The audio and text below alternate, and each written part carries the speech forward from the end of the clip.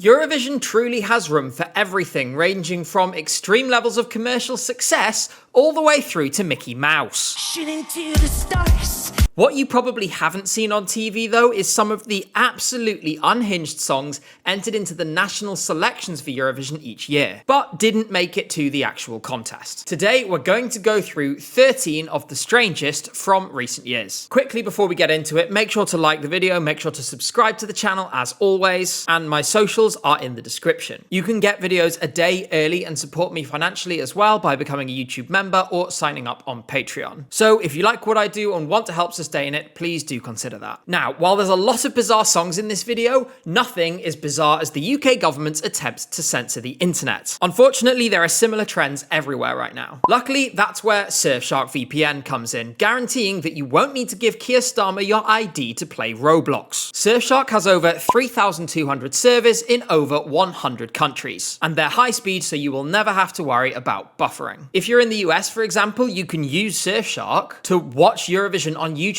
rather than having to pay to use Peacock. Surfshark VPN can save you money while traveling too. In fact, at the contest this year in Basel, being so close to the French border, if you set your location on Surfshark to France, you could get better prices on French train tickets. In addition to that, with data companies and corporations getting as much of our information as they possibly can, Surfshark can give you peace of mind by blocking ads and trackers, as well as keeping your web activity anonymous. I can't recommend Surfshark enough, and with a 30-day money-back guarantee, there's no risk if you decide it's not for you. Go to surfshark.com/ESCGabe or use code ESCGabe at checkout to get 4 extra months of Surfshark VPN. Now it's time for our first entry onto the weird songs list. That's Nonna Grönvall, who entered the Swedish national selection in 2020 with her song Carpool Karaoke. Jag vill sjunga carpool karaoke med James Corden, yeah.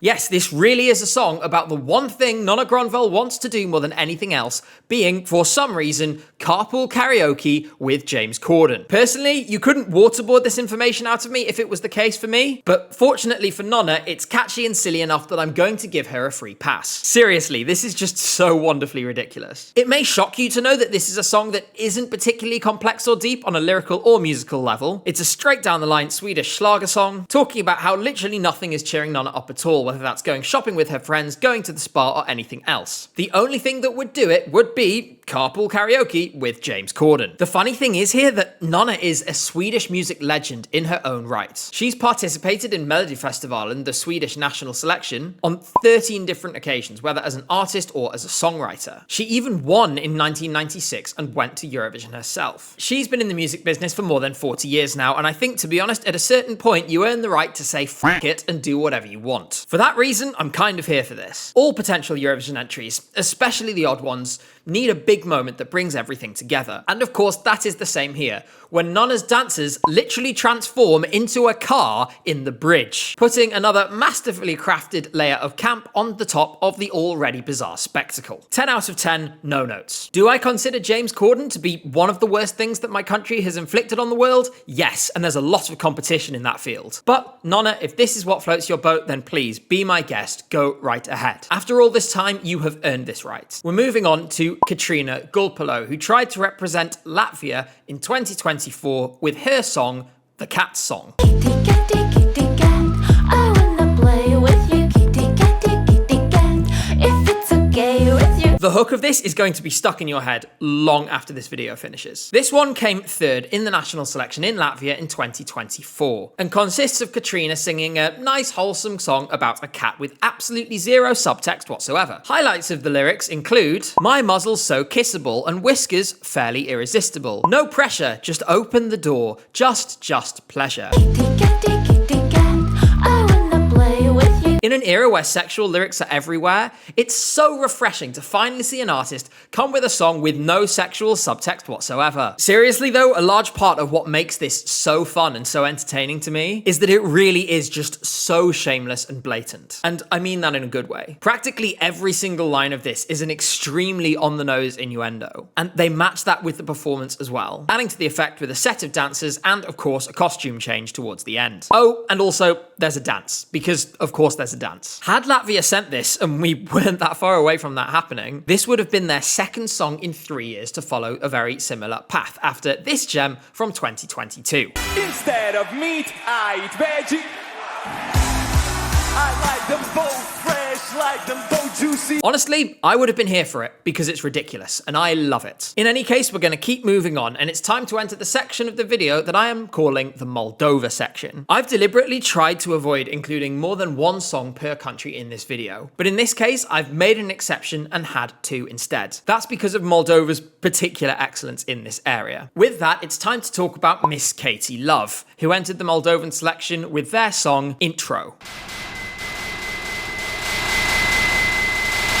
This is one of the oddest entries on this list, and that is saying something. I'm not really sure where to start with it. By the way, it is definitely Miss Katie Love and not Miss Catty Love. And I actually know this because I checked in with her before making this video to check I got the pronunciation right. Miss Katie Love is actually a teenager living in Britain who created this song and entered it into the Moldovan national selection as a joke. Unfortunately for the Moldovan broadcaster, they conducted precisely 0 checks before uploading all of the submissions to their website without any moderation. That led to Miss Katie Love being listed as a valid participant and being accepted into the selection. Unfortunately, subsequently, the song was withdrawn. Officially because Miss Katie Love was unable to travel to Moldova to participate in the auditions. This was a great loss to us all. They did subsequently tease a return for the following year, allegedly with a song called Outro, but sadly it didn't materialize. Maybe one day we'll see her return, but for now, you can find her on Spotify, where somehow she has amassed 12,000 streams for this song. Hopefully that gives some idea of just how iconic this one was in the Eurovision fandom. Next, we're talking about the Moldovan selection on many occasions, and I can't play you any of his music because he will copyright strike this video if I do. Because his crimes against both music and decency are so widespread, I couldn't decide which of his songs to include. Among his many efforts are All Night Party, We Changed Our Gender, Married to Twins, My Friend is Gay, My Favorite Schoolgirl, and I Just Had Sex with Your Ex. This is a man who has truly brought all kinds of bad. From depicting himself as a hijabi Muslim in the video of All Night Party, to the lyrics, if one may get pregnant, the other's still hot. When she may get pregnant, the first one is not, in Married to Twins. Then we go through to the very obvious implications in some of the songs I just mentioned that we are not going to get into. Objectively, all of these are awful, but Sasha actually did manage to make it to the final round of the Moldovan selection this year with his song All Night Party. Subsequently, and probably not coincidentally, the entire selection was cancelled because of how low the quality was. I made a whole video about this mess earlier this year if you want to hear more details about that. This is ultimately par for the course for Sasha, whose bizarre existence extends out of Eurovision as well. Earlier this year, a post on his Facebook page suggested that he had died, only for a further post later from Sasha claiming that his mother made that post as a hoax, as well as calling her mentally sick, a cruel woman, and a liar. He was also previously on the X Factor in Ukraine, where you'll be shocked to find out that the judges slammed him for the fact that the lyrics of his song were disgusting. The name of that song was My Lesbian Girl, and Julia Sunnin's look of horror when she heard that probably tells you all you need to know about how this went. Has he ever succeeded in making it to Eurovision? No. Are we going to be bothered by his presence for many years to come? Unfortunately, probably yes. Now let's move on. We're going to San Marino now, and while there were a wealth of potential options here, shout out Loco Boombox, I've decided to go for Dana Gillespie, who entered the selection with her song The Last Polar Bear. I'm just a polar bear who's trying to survive. San Marino has a unique and truly bizarre national final format with multiple semi-finals and over 100 participants. That said, there was one entry in 2024 that skipped all of that nonsense and went straight to the final. That was Dana Gillespie. In addition to those semi-finals, in 2024, the organisers partnered with a firm called Kasparaki. They generate AI music, and they had a competition where anyone could write a song and then submit it to be paired with a singer. They ultimately narrowed it down to 4 of the best and then put it to a public vote. The winner of that vote went straight to the final of the selection. As you can probably tell by the fact it's here, this was the winner. This is a song sung from the perspective of a polar bear, that is the one mentioned in the title, who bemoans the loss of their home to climate change. This could maybe be poignant in theory, but when the lyrics are, I'm just a polar bear who's trying to survive, who's hoping to just stay alive, tell me, is there anyone out there who might have mercy on a polar bear? It slightly undermines the serious message, as well as the fact it's all been generated by a soulless machine. What's equally strange, if not more so here, is who has ended up singing the song, because Dana Gillespie isn't just some random woman that they've pulled in off the street and forced to sing at gunpoint. For a start, she's one of the backing vocalists on Ziggy Stardust by David Bowie, who she spent more than a decade working with. She was also the support act for a UK tour of Bob Dylan's in the late 90s, and she's released over 70 albums, including 13 in Sanskrit in dedication to an Indian guru. She's also known for a whole host of relationships she had with pop and rock stars in the 70s and 80s, but I'm not going to go into too much detail here, mostly because she has expressed herself in the past that she's frustrated that this is what people focus in on when talking about her legacy. In her own words, nobody has understood how deeply rooted in music I am because they got distracted by my tits. I'd love to know how you end up with someone like this singing a song like this in San Marino, because it makes precisely zero sense whatsoever. That said, it's not quite my number one what the hell is a polar bear doing in Arlington, Texas moment in this video, because that will go to the next song. That was Daz Sampson and Nona, who entered the 29 Belarusian national selection with their song Kinky Boots. I like it when I wear my kinky boots. Boots, kinky boots. They're shiny, sweet, and sexy kinky Back boots. to my roots, my kinky boots. Daz Sampson was in Eurovision in 2006 for the UK, and he seems to have got a little bit lost since then. Seriously, Daz, buddy, you were in your late 40s when you did this. Who told you this was a good idea? This is a song about boots, and feeling sexy wearing boots, and thinking that someone is sexy because they're wearing boots. I don't know how much deep analysis this requires or even deserves, but given I gave it to you for carpool karaoke, the least I can do is the same here. Whenever I think about Daz Sampson, I mostly go back to him asking a producer during a live interview on the BBC while he was the Eurovision entrant to bring him more sambucas, while smoking a cigar, of course. For the first time in 10 years, as I told you before, we've got a chance of winning this. 3 more sambucas, mate, please. Sorry, Paddy. I prefer to remember this over the slightly weird vibes we got from Daz appearing on stage as a greasy man in a jacket surrounded by schoolgirls. At least he, unlike Sasha Bognabov, later acknowledged that this wasn't a great look. As for this song, Daz and Nona managed to squeeze the words kinky boots in 35 times over the course of the runtime of this song. That's once every 5.14 seconds. That isn't the highlight of the song lyrically though, which for me is a two-way tie between Nona's line, like a player on the pitch, I'm a sexy bitch, and the entire lyrics of the bridge, which are zipping up my boots. I'm zipping up my boots, kinky boots. Overlaid over a synth saxophone. Zipping up my boots. Yeah. No comment, 0 out of 10, cringe and also tragic. It is unfortunately those words that sum this up, because someone should have put their arm around Daz at some point and said, come on man, it's time to give this up. He was honestly more than a decade past it, and his peak was already pretty underwhelming. Honestly, trying to revive 2007 like this kind of just makes me pity him. He didn't get the idea though, and he tried again in 2021, again in Belarus, and it went the exact same way. We're moving on from Belarus to Croatia now, and this one is yet another previous Eurovision entrant. Let 3 made it to the contest with Mamascha in 2023, and they tried to do the double in 2024 with Baba Roga.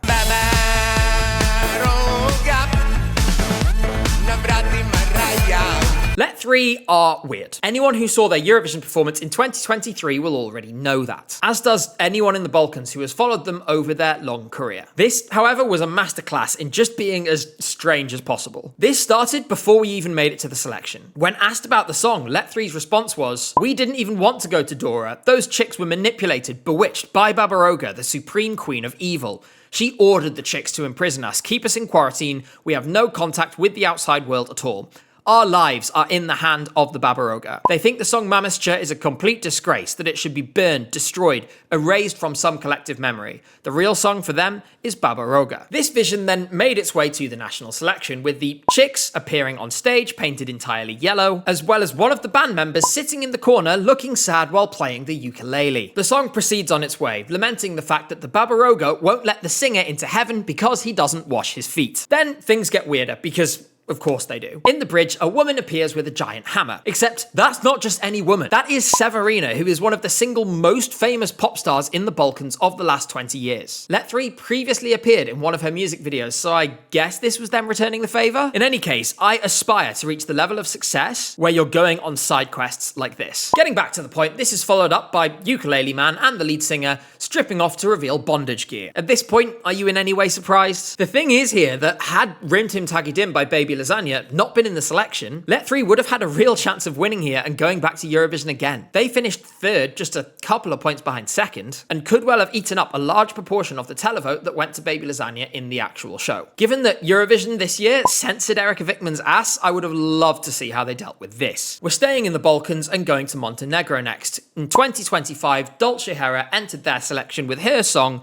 Repeat.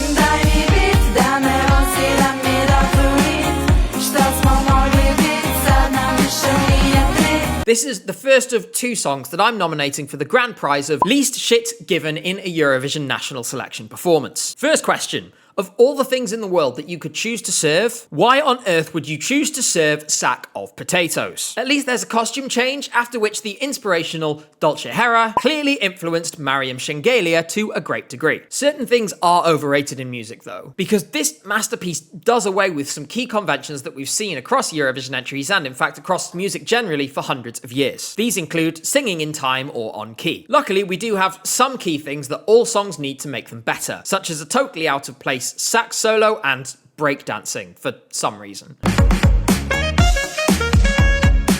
Your guess is as good as mine. We do have one clue here in that Dolce Hera did reply to a comment on the official performance video, suggesting that all of it, whether it was the terrible costumes, the tuneless and out-of-time vocals, the bizarre dancing, or any of the rest of it, was in fact a deliberate part of the performance. Whether it was deliberate or not, it was surprisingly catchy, so at the very least, we can give her that. In any case, when it comes to not caring whatsoever about your performance, there can only be one winner. That's Arlena, who entered the Polish national selection in 2023 with her song Booty.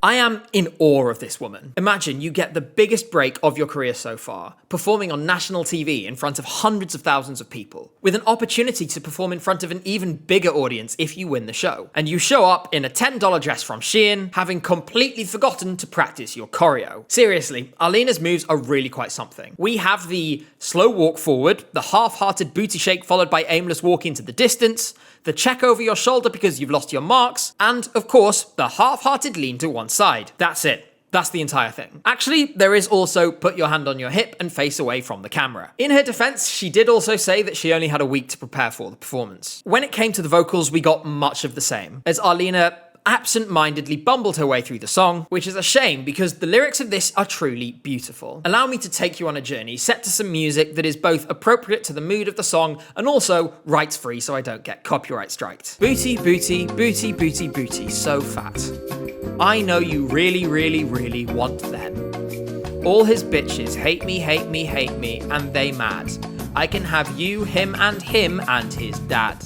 I don't dress to impress, but you should see the way my bum jiggles in this dress. Real men want to have something to hold on to while they do the do, and that's why they choose me over you. It's truly sad that this masterpiece was only awarded with a single point from both the jury and the public, putting it last in the selection, with only 340 people picking up their phones to vote for it. That said, that means she was just 18,326 votes away from winning the public vote. Overall, this was truly one of the iconic modern national final performances, full stop, and it lives proudly in all of our memories as a result. She even landed a gig playing the song at a pride march in Poland, on the float being run by Orge Polska, which is the Polish Eurovision fan club. She's also released an album, which, of course, Booty is part of. Maybe we'll see her again someday. Probably not. Next, we have an unusual one, even by the standards of this list. From Sanremo in Italy in 2020, it's Bugo and Morgan with the song Sincero.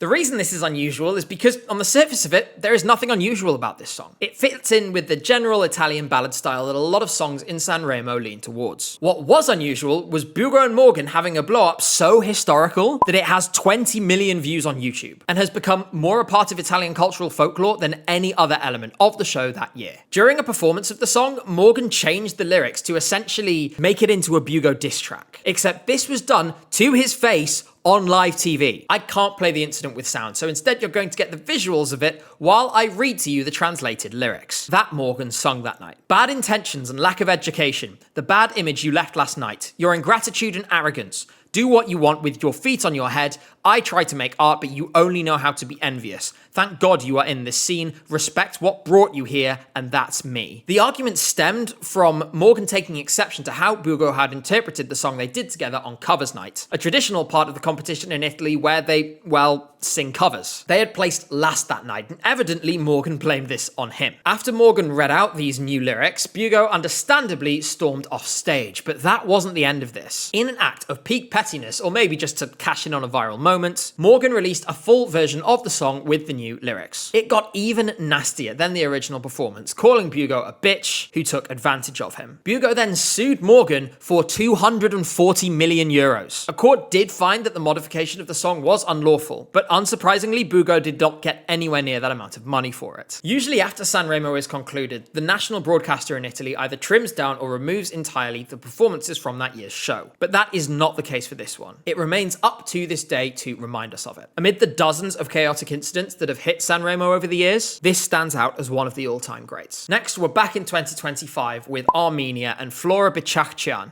with her song Prayer. Not all my tears, I'm begging, I am begging you, my Lord. I just want to wash my wounds and to purify my flesh. If you were following this channel during the Eurovision 2025 season, there'll be no surprise to you that this is here. And if you weren't, there is still time to press subscribe so that you're with us for 2026. I promise you it's going to be worth it. Coming into the Armenian national selection this year, it was a pretty open field. But Flora was among the frontrunners to go to Eurovision when the studio versions of the songs were released. Her song was the highest rated among users of the Eurovision Discord server, and if you listen to the studio version, it's actually pretty good. For those reasons, there were definitely people who were optimistic to see how things would go when the live came. Unfortunately, when it did, we were treated to one of the most surreal performances that we saw at any point in Eurovision season this year. Flora was fighting an uphill battle from the start because the production quality of the Armenian national final this year was terrible. Unfortunately, all this did was further expose just how disastrous the performance was. Her vocals are off right from the start, but in that beginning section, we stay very much in the realms of just bad rather than funny bad. That all changes in the second verse when she just kind of starts yelling. When I wake up and I pray, I am washing all my tears, bring me back home. It proves to be a warning shot for the final minute of this song, where the tempo suddenly changes and all hell breaks loose. Flora starts yelling, and I mean yelling, and charges dramatically towards the camera. She then delivers some of the most bizarre ad-libbing that I've ever heard in any Eurovision song. A sudden urge to speak in Simlish takes over her as she delivers the immortal line, "We na nu ma dica begi."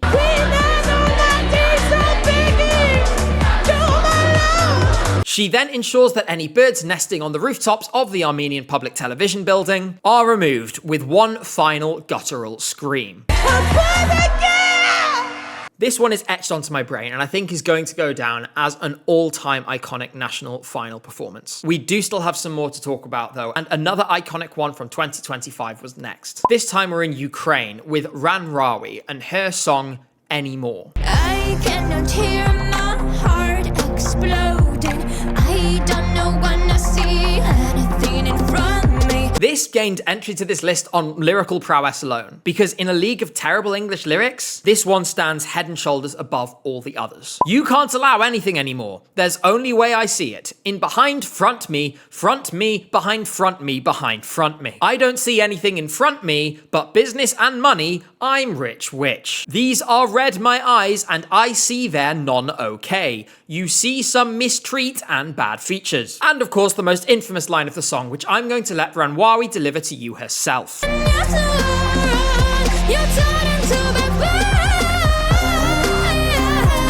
Ranrawi subsequently gave an interview in which she talked about this lyrics and seemed to argue that they were deliberate in some way. She says that the song tells the story of someone consciously deciding to break free from a toxic romance and finally choose themselves, and that the response, especially to the backpack line, just showed that art house style projects face difficulty when being submitted to Eurovision. This is all well and good, except I'm not really sure I buy that explanation. That's because a lot of the mistakes being made in the grammar here are totally typical for someone speaking a Slavic language natively. A lot of the errors are incorrectly used or omitted particles, so words like a and the, as well as the failure to use the word of when expressing position, saying in front me instead of in front of me. Ukrainian does not have equivalents to the words a and the, and uses a single word preposition for in front of me. If this was actually artistic choice, then I'd probably let it off. But the problem is it clearly wasn't here, and history has been rewritten after the fact. In any case, at least it gave us all a good laugh before it finished last in the Ukrainian national finals wildcard round. We're now on to the final song of the video, and I've left you wondering who this guy is in the thumbnail long enough. This one's from Estonia in 2013. The song is called Meie kundamees üks Korsakov laks eile Lätti.